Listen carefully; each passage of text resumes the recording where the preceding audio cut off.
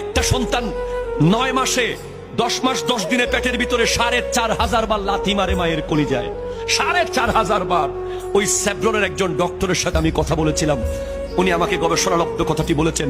4,500 বার লাথি মারে, আর ওই লাথি বন্ধ হয়ে গেলে মা পাগল হয়ে যায়। মা চায় যে লাথি মারুক আমার ছেলে।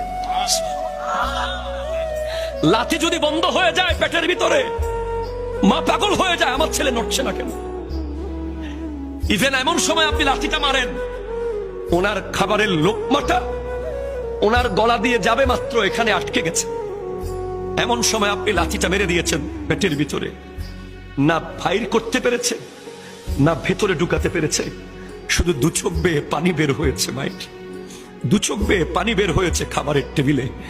মা 10 মাস 10 দিন না কাত হয়ে ঘুমাতে পেরেছে, না চিত হয়ে ঘুমাতে পেরেছে, না ধপ করে বসা থেকে উঠতে পেরেছে, শুধু আপনার আমার জন্য।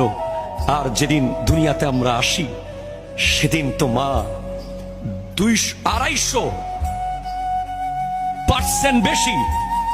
একজন মানুষের ব্যথা অনুভবের যে ক্ষমতা, তার চেয়ে 250 গুণ বেশি ব্যথা মা অনুভব করতে বাধ্য হয়।